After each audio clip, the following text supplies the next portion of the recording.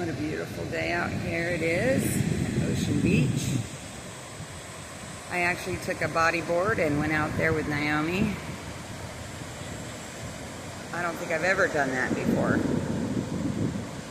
I told her I've been scared of the ocean most of my life. I had some traumatic experiences when I was younger. And at one point, it took me 15 years to get in the ocean again. So, the fact that I went out there, woohoo, I give myself a high five.